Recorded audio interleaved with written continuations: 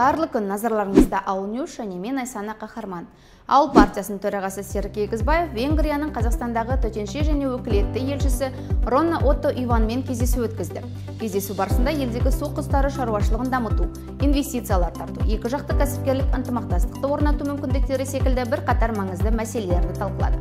Ауыл партиясының орталық аппаратында Әкелер одағы республикалық қоғамдық бірлестігінің төрағасы Мақсұтбек Айтмағамбетпен кездесу өтті. Басқосу барысында еліміздегі отбасылардың өзекті мәселелері талқыланып, оларды шешу бойынша ұсыныстар айтылды. Әкелер мен отбасы институтын нығайту мақсатында бір қатар бірлескен іс-шара өткізу жоспарланды. Ауыл партиясы Самұрық бизнес академия жекеменшік мекемесінің қолдауымен өңірлердегі жұмыссыз жастарды мамандықтарға оқытуды бастады.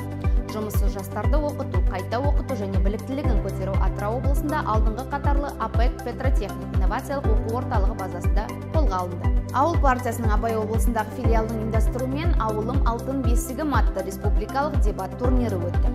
Британдық парламенттік форматта өткен пікірсайыс турниріне ел өңірлерінен жиналған 32 фракция қатысты. Турнир барысында белсенді жастар егемен еліміздің ауылды аймақ проблемалары мен ауылдарымыздың даму перспективаларын талқылап, бір қатар әлемдік және өңірлік мәселеге орай өз ой-пікірлерін ортаға салды. Ауыл партиясы атынан сайланған Тарбағатай аудандық мәслихатының депутаты Жайлаухан Тұрабаев Тұғыл ауылының тұрғындарымен кездесті. Кездесу барысында ауылдағы жер, жол мәселелер және де басқа да әлеуметтік мәселелер талқыланды. Депутат келіп түскен барлық мәселені жеке бақылауына алды. Осы да өзге де жаңалықтарды біздің әлеуметтік желілерден таба аласыздар. Ауыл аман, ел еңселі болсын. Келесі аптада жүздескенше.